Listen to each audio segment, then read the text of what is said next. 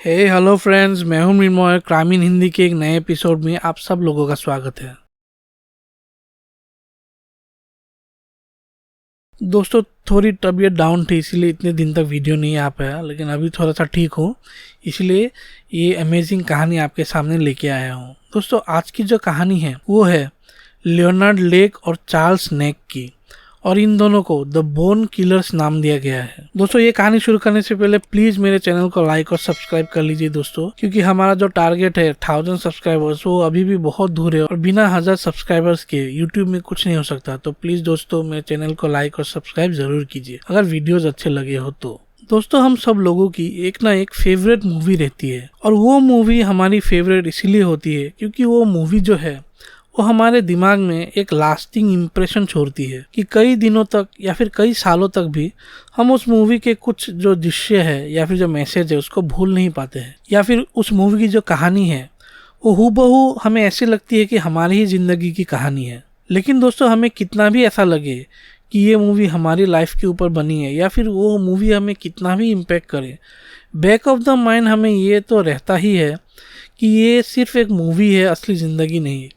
लेकिन जो कुछ लोग होते हैं जिनको हम लोग साइकोपैथ, सोशियोपैथ बोलते हैं, ये लोग के दिमाग में ये समझने की क्षमता ही नहीं होती कि असली क्या है या अनरियल क्या है, और ऐसा ही इस केस में भी हुआ है। इस केस में जो ये आदमी है लियोनार्ड लेक, ये एक्चुअली एक बहुत ही ऑब्सेस टाइप का, साइकोपैथ टाइप का आदमी है, और इसी बीच ये एक मूवी देखता है जिसका नाम है द कलेक्टर। और ये मूवी देख के दोस्तों ये इतना इंस्पायर्ड हो जाता है कि वो खुद उस मूवी में जो चल रहा है, जो उस मूवी में एक्टर कर रहा है, वो सब अपने असली जिंदगी में करने लग जाता है। और ये कहानी ऐसे ही एक इविल पर्सन लियोनार्ड लेक की है और उसके अकॉम्प्लिस जो उसका पार्टनर है इस क्राइम में, चार्ल्स नेग, इन दोनों की है। दोस्तों, लियोनार्ड लेक का पूरा नाम है लियोनार्ड थॉमस लेक, और इसका जन्म 29 अक्टूबर 1945 में सैन फ्रांसिस्को कैलिफोर्निया में हुआ था। ये जब 6 साल का था दोस्तों, इसके पेरेंट्स का डिवोर्स हो गया था। और दोस्तों, जैसे प्रीवियस कई एपिसोड्स में सीरियल किलर्स के हमने देखा है कि बचपन में हुई कुछ बातों की वजह से इनका जो जवानी का टाइम है वो काफ़ी ख़राब हो जाता है। मतलब बचपन में ऐसा कुछ होता है जो इनके दिमाग में ऐसा निगेटिव इम्पैक्ट करता है कि ये लोग कभी अच्छे सुधर ही नहीं सकते, कभी अच्छे बन ही नहीं सके। और इसकी ज़िंदगी भी कुछ इस तरह की ही थी। बचपन में ही जब इनके पेरेंट्स का डिवोर्स हो गया था तो इसकी जो माँ थी, उस माँ ने इसको 6 साल की उम्र में पूरी तरह से इसको अबेंडन कर दिया था। इसके सामने से मतलब इसकी माँ इसको छोड़ के चली गई थी। और दोस्तों देखिए, एक 6 साल का लड़का, एक बच्चा आप बोल लीजिए, उसकी अगर माँ जो उसको प्रोटेक्ट करना चाहिए, उसको प्यार करना चाहिए, केयर करना चाहिए, उसके सामने से अगर ऐसे चली जाए उसको देखे बिना, तो उसके दिमाग में किस तरह का असर पड़ेगा आप मतलब सोच सकते हैं। ये कितना ही एक बुरा माहौल होगा मतलब। और उसकी माँ उसको छोड़ के चली जाती है। उसके बाद इसके जितने भी भाई बहन हैं ये अपने ग्रैंड मदर के पास चले जाते हैं रहने के लिए। अब दोस्तों, ये जो लियोनार्ड लेक है ये बचपन में काफ़ी एक ब्राइट चाइल्ड था, अच्छा था पढ़ाई वगैरह में। लेकिन एक तो इसकी माँ इसको छोड़ के चली गई, इसको शौक लगा, और ऊपर से इसकी जो ग्रैंड मदर है दोस्तों, उस ग्रैंड मदर ने इसे और इसकी बहन को ऐसा कुछ करने के लिए कहा जो मतलब सुन बहुत ही शर्मनाक है। इसकी ग्रैंड मदर ने एक दिन एक कैमरा लेके वो आई और लियोनार्ड को कैमरा दिया। लियोनार्ड की बहन को बोला कि वो अनड्रेस करे, वो भी एक छोटी बच्ची थी, और फिर लियोनार्ड को बोला कि तुम इसके फोटोग्राफ्स खींचो। अब सोचिए दोस्तों, ये कैसा एक चीज़ है कि एक भाई जो इतना छोटा है, उसकी ग्रैंड मदर उसको बोल रही है कि वो अपने जो सिस्टर है जो बिल्कुल न्यूड है उसकी तस्वीरें खींचे। और ये ग्रैंड मदर जो है वो लियोनार्ड और उसकी बहन को ये सब करने के लिए फोर्स करते थे। ये सब चीज़ें करने के बाद जो लियोनार्ड थोड़ा बहुत ठीक था, वो अभी पूरी तरह से उसका दिमाग डिस्ट्रॉय हो चुका था। वो अपनी बहन के साथ फिर ज़बरदस्ती भी करने लगा। पहले तो सिर्फ तस्वीरें खींच रहा था, लेकिन बाद में उसके साथ सेक्सुअल एक्ट्स भी करने लगा, ज़बरदस्ती करने लगा। उसका जैसा चाइल्डहुड बीता था, वो लड़कियों से बात करने में उसको काफ़ी तकलीफ होती थी। मतलब वो बात तो करना चाहता था, एक कुछ ना कुछ रिलेशनशिप करना चाहता था, लेकिन उससे हो नहीं पाता था। और वो जितना वुमेन या किसी लड़की को अप्रोच करता था, उससे उनकी तरफ से ना ही सुनने को मिलता था। और जब तक वो अपने टीनेज ईयर्स में गया, वो एक वॉयर बन चुका था। वॉयर मतलब वही छुप छुप के लड़कियों को कपड़े बदलते हुए देखना।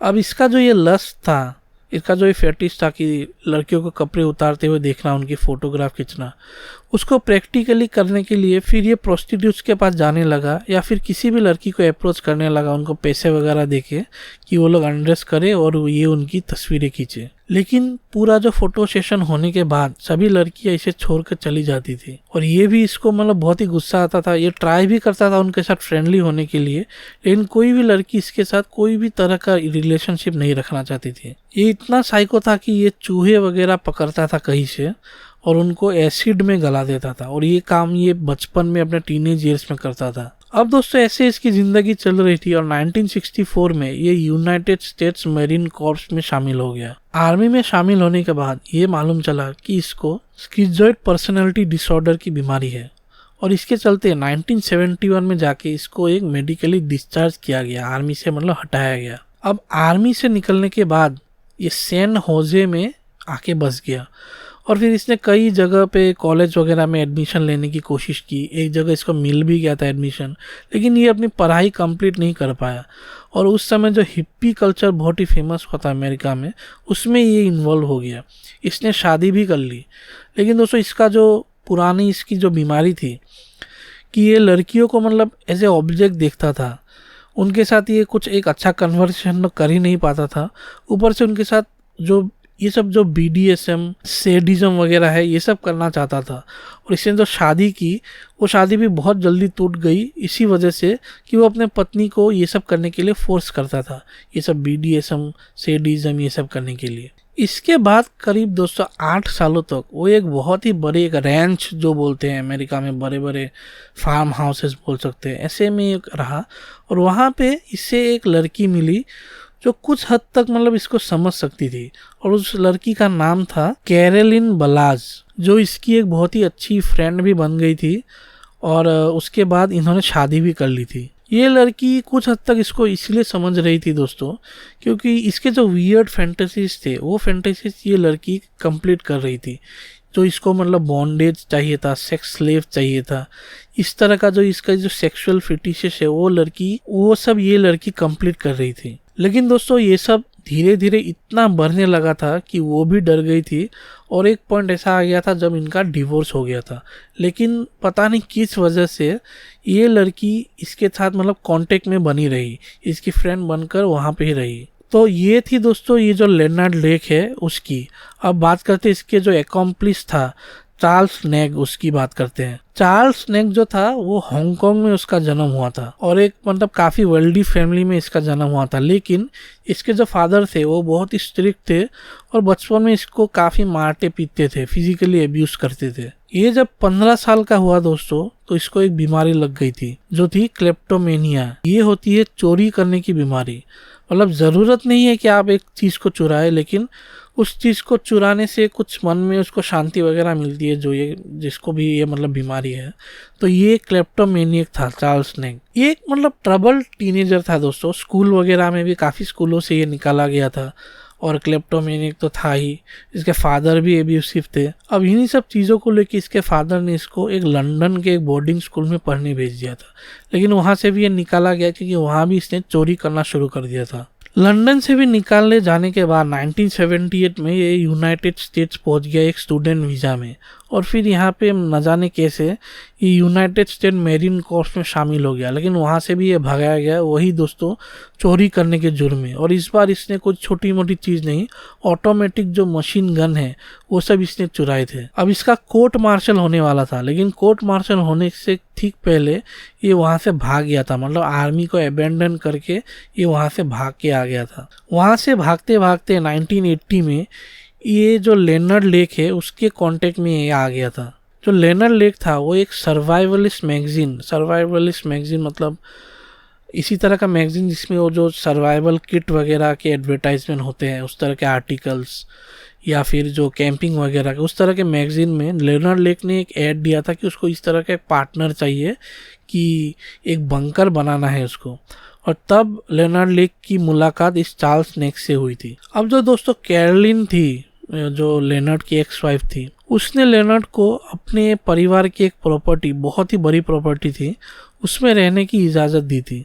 और ये दोनों ही लेनर्ड और चार्ल्स अब उस जगह पे रहने लगे। चार्ल्स तो आर्मी से भागा हुआ था, इसलिए वो चुप चुप के वहाँ पे रह रहा था, और लेनर्ड भी किसी वजह से मतलब चुप के ही वहाँ पे रह रहा था। और कैरोलिन ने इन दोनों की मदद की थी, और इस जगह का नाम था विल्सेविल। अब हमें ये तो मालूम है कि ये दोनों पूरी तरह से साइकोपैथ है दोनों, और जब ये दोनों मिल चुके हैं तब बहुत ही बड़ी ये घटना करने वाले हैं। इसी बीच जो लेनर्ड है वो एक मूवी देखता है, जिस मूवी का नाम है द कलेक्टर। अब इस मूवी में क्या होता है दोस्तों, जो एक्टर होता है मूवी का, वो एक मिरांडा नाम की लड़की का एकदम दीवाना बन जाता है, मतलब ऑब्सेस हो जाता है। लेकिन मिरांडा इसको भाव नहीं देती है, तो ये क्या करता है, उसको किडनैप कर लेता है और अपने घर के नीचे एक बंकर बना के मिरांडा को कैद कर लेता है। इनडायरेक्टली यही दिखाया गया है कि अगर आप किसी लड़की को पसंद करते हैं और अगर वो आपको भाव नहीं देती है तो उसको बस किडनैप कर लो और कैद कर लो कहीं पे। और इस चीज़ से लेनर्ड इतना मतलब प्रभावित हो जाता है, मोटिवेट हो जाता है कि वो खुद ऐसा एक बंकर बनाना चाहता है, और उसमें कई लड़कियों को, जिसको वो मिरांडा प्रोजेक्ट बोलता है, वैसा लड़कियों को वो वहाँ पे कैद करके सेक्स स्लेव बनाना चाहता है। This tape, what you're hearing now, is going to be the lead-in of the various phases of construction of building a secret room. The purpose of that cell will be the imprisonment of the young lady. अब ये जो plan है पूरी तरह से, इस plan को कामयाब होने में जो चार्ल्स लेंगे वो लेनर्ड की मदद करने लगता है। जो ये विल्सेविल की प्रॉपर्टी है, इस प्रॉपर्टी में ये लोग एक बंकर बनाना शुरू करते हैं, और उस बंकर का नाम ये लोग देते हैं द डंजन। इस डंजन को बनाते वक्त दोस्तों, ये जो लेनर्ड है इतना पागल है दोस्तों, सोचिए कि ये अपने खुद के भाई डोनाल्ड लेक और उसका एक बहुत ही अच्छा फ्रेंड चार्ल्स गनर, इन दोनों को वो मर्डर कर देता है। वो लोग सो रहे होते हैं इसके प्रॉपर्टी में, आए होंगे किसी वजह से, और ये लेनर्ड अपने ही भाई और उसके दोस्त का खून कर देता है। और उसके बाद जो गनर था, जो उसके भाई का फ्रेंड था, उसकी आइडेंटिटी ये ले लेता है। अब दोस्तों, किसी भी लड़की को किडनैप करने के लिए एक गाड़ी तो चाहिए होगी, तब ये लोग ऐसा प्लान करते हैं कि एक गाड़ी चुराने का। इसके लिए भी इनका जो प्लान है कोई सामान्य प्लान नहीं, इसमें भी मर्डर शामिल होता है। ये लोग कहीं से एक ऐड निकालते हैं जिसमें एक लड़का एक ऐड देता है कि उसको अपनी गाड़ी बेचनी है। वो लोग उस लड़के को फ़ोन करते हैं और अपने प्रॉपर्टी में बुलाते हैं। उस लड़के का नाम होता है दोस्तों पॉल कॉस्टनर। वो अपनी एक होंडा कार लेके इनके पास आता है। वो सोच रहा होता है कि ये लोग उसकी कार को खरीदेंगे, लेकिन उसके आते ही ये लोग सीधा उसको बंदूक दिखा देते हैं और बोलते हैं कि ये कार अब वो लोग ने ले ली है। वो पॉल वहाँ से भागता है, लेकिन ये लोग जो स्नाइपर बंदूक से उस पॉल का खून कर देते हैं दोस्तों। अब दोस्तों शुरू होता है इनका जो खूनी खेल है। पहले ही ये लोग कई 3-4 खून तो कर ही चुके हैं, और इनका जो मन है मेन कि किसी लड़की को अपने डंजन में कैप्चर करके रखना, उसको टॉर्चर करना, उनको सेक्सुअली एब्यूज़ करना, वो ये शुरू करने वाले थे। और इसकी शुरुआत कहीं और से नहीं, इनके ही नेबर से हुई थी। जो ये विल का जो मतलब फार्म हाउस इनका था, जहाँ पे ये बंकर था, उसके पास में ही इनके जो नेबर थे ब्रेंडा ओ कॉर्नर, ये लड़की थी, और इनके हस्बैंड थे, और इनका बच्चा भी था, और एक कोई भी था। तो ये इनके नेबर इनके पहले शिकार थे। एक दिन इन्होंने क्या किया, सीधा ये लोग ब्रेंडा ओ कॉर्नर के घर में घुस गए, और फिर वहाँ पे इन्होंने ब्रेंडा को पकड़ लिया बंदूक की नोक पे, और ब्रेंडा के हस्बैंड को बोला कि जो मर्द है वो लोग चले जाए और औरत को, जो लड़की है, इसको यहीं पे छोड़ जाए। ये बोलते ही उनके पास तो कोई चारा था नहीं, क्योंकि इनके पास बंदूक थी। वो लोग जब बाहर गए, जो चार्ल्स था उसने बाकी मर्दों को भी गोली मार के उनकी हत्या कर दी थी। इसके बाद ये लोग ब्रेंडा को अपना जो डंजन था, जो बंकर था, वहाँ पे लेके गए। और दोस्तों इसका वीडियो क्लिप्स भी है, वो अभी आप लोग स्क्रीन में देख रहे होंगे। देखिए कितना भयंकर है सब कुछ। लाइटिंग देखिए किस तरह से ये लोग ने उस लड़की को बांध के रखा है।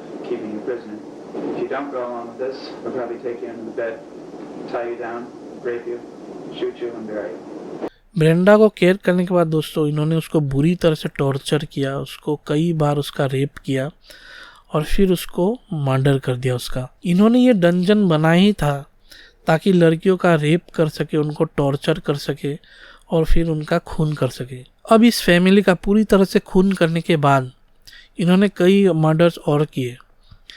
जो ब्रेंडा ओकॉनर और इनकी फैमिली के बारे में पूछने हैं वैसे लोगों का भी इन्होंने खून किया, 2 गे मैन का भी इन्होंने खून किया और कई और ऐसे और लड़कियों को किडनैप करके वो लोग इस डंजन में लेके आए, उनको टॉर्चर किया, उनका रेप किया और फिर उनको मार डाला वहीं पे। पूरा टोटल मिला के दोस्तों 11 लोगों का खून तो कंफर्म इन्होंने किया और उसके ऊपर भी 14 लोग और हो सकते हैं, मतलब टोटल 25 लोगों का खून इन्होंने किया। लेकिन दोस्तों हर मुजरिम की तरह इनका भी दिन आ गया था और ये दिन था जून 2, 1985। इस दिन जो चार्ल्स नेक था वो पकड़ा जाने वाला था दोस्तों, और उसकी वजह थी उसकी जो बीमारी क्लेप्टोमेनिया। वो एक किसी हार्डवेयर शॉप में गया था और वहाँ पे इसने एक वाइस चुराया। वाइस मतलब एक मशीन है, आप देख रहे हैं उसकी फ़ोटो स्क्रीन में। उस मशीन को वो चुराने लगा, लेकिन दुकानदार ने उसे पकड़ लिया और घबराहट में उसने क्या किया कि वो वाइस को अपने कार के डिक्की में फेंक के फिर वहाँ से वो भाग गया। और ये लेनर्ड को इस बात का पता चला और इस केस को ठंडा करने के लिए वो उस हार्डवेयर की दुकान में आ गया। उसने दुकान के मालिक से आग्रह की कि उसके फ्रेंड ने जो ये चुराया है वो गलत किया है और वो उसके लिए पेमेंट कर रहा है। पेमेंट करने के बाद दोस्तों जब वो वापस आया तब तक पुलिस आ चुकी थी। पुलिस जब आई तब उन्होंने कार के डिक्की में देखा कि वाइस तो था ही और साइड में ही एक बैग था। उस बैग को जब पुलिस ने खोल के देखा दोस्तों तो उसमें एक हेवीली मॉडिफाइड एक पिस्टल था जिसमें एक सप्रेसर लगा हुआ था। तो पुलिस ने लियोनार्ड से पूछताछ की और लियोनार्ड के पास इस गन का कोई भी लाइसेंस नहीं था। पुलिस ने फिर लियोनार्ड से उसका ड्राइविंग लाइसेंस मांगा, जो कि एक्चुअली उसका खुद का ड्राइविंग लाइसेंस नहीं था क्योंकि वो तो किसी और का आइडेंटिटी लेके छुपा हुआ था। उसकी जो ड्राइविंग लाइसेंस में फ़ोटो थी और लियोनार्ड की जो शक्ल थी दोनों नहीं मिल रही थी। तब पुलिस को और डाउट होना शुरू हो गया और पुलिस ने इसके बाद फिर कार की भी छानबीन की। कार के रजिस्ट्रेशन प्लेट से ये मालूम चल गया ये कार इसकी है ही नहीं, ये पॉल कॉस्टनर की है जो कई दिनों से गायब है, मिसिंग है। तब पुलिस को फुल शक हुआ और पुलिस ने लियोनार्ड को अरेस्ट कर लिया। अब दोस्तों लियोनार्ड का जो जुर्म का, उसके क्राइम का जो भी साम्राज्य था, जितना भी उसने ये अपना एक वर्ल्ड बना के रखा था, तो वो धीरे धीरे कोलैप्स होता हुआ इसको नज़र आया। और जब इसको मालूम चल गया कि अब ये बच नहीं सकता तो इसने क्या किया, पुलिस इन्वेस्टिगेशन चल रहा था उसके बीच ही अपने शर्ट में इसने एक साइनाइड का पिल छिपा के रखा था। वो पिल निकाल के इसने वो पिल खा लिया वहाँ पे और करीब 20 मिनट के बाद इसकी मौत हो गई दोस्तों। इसने सुइसाइड कर लिया था। इसके सुइसाइड करने के बाद पुलिस जो थे इसके प्रॉपर्टी में गए छानबीन करने के लिए और वहाँ पे इन्होंने जो देखा उससे पुलिस के एकदम होश ही उड़ गए, क्योंकि इन्होंने सोचा नहीं था कि इतनी ज़्यादा मात्रा में ये जो क्राइम है इन्होंने कर रखी होगी। उन्होंने सोचा था कि एक बॉडी शायद मिल सकती है, लेकिन वहाँ पे पुलिस को ये सब चीज़ें मिली। आप ध्यान से सुनिए, वहाँ पे इन्हें 3-4 गाड़ियाँ मिली, जिन लोगों की इन्होंने खून की थी उनकी गाड़ियाँ वगैरह वहाँ पे पड़ी हुई थी। उसके बाद जो डंजन था वो भी पुलिस को मिला। डंजन में घुसते ही पुलिस को मालूम चल गया कि ये पूरी तरह से किडनैपिंग, रेप वगैरह का कोई मामला है, क्योंकि यहाँ पे अलग अलग फ़ोटोज़ पड़े हुए थे, वीडियो टेप्स पड़े हुए थे, वीडियो कैमरा था और बहुत सारी चीज़ें थी। उसके बाद जो यार्ड था वो यार्ड इसीलिए इनको बोन यार्ड किलर्स बोला गया, क्योंकि उस यार्ड में 40 पाउंड्स करीब 20 किलो के भी ऊपर ह्यूमन बोन्स के फ्रेगमेंट्स और ये सब चीज़ें इनको मिली। Crushed human bones. 2 dead bodies भी इनको मिली जिसके मुंह पे कपड़ा लगा हुआ था और इनको पीछे से शॉट किया गया था। एक मैप इनको मिला जिसको फॉलो करते हुए पुलिस को 2 कंटेनर मिले। उनमें से एक कंटेनर में जितने भी लोगों को इन्होंने मारा था उनके बिलोंगिंग्स उस कंटेनर पे रखे हुए थे। और एक दूसरे कंटेनर में दोस्तों इन्हें मिला जो लेख था उसके 2 जर्नल्स मिले जो 1983 से लेके 84 के बीच लिखे गए थे और 2 वीडियो टेप्स। उनमें से एक वीडियो टेप था जो ब्रेंडा ओकॉनर का टॉर्चर टेप था। उसमें जिस तरीके से बिल्कुल इनह्यूमन तरीके से उन्होंने इस लड़की की टॉर्चर की थी वो पूरी तरह से उस टेप में था।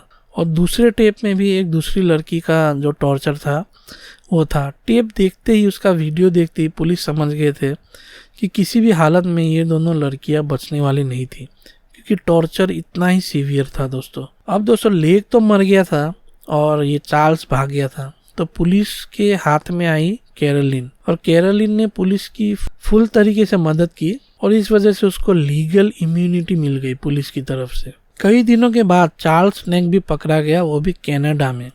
फिर उसको बड़ी मुश्किल से उसको कैलिफोर्निया लाया गया और यहाँ पे उसके ऊपर मुकदमा चला और उसको 11 counts of rape and murder की सज़ा हुई, और ये सज़ा थी डेथ सेंटेंस। उसने ये प्रूफ करने की कोशिश की कि सारे के सारे मर्डर्स लियोनार्ड ने किए हैं, वो सिर्फ इसकी मदद कर रहा था।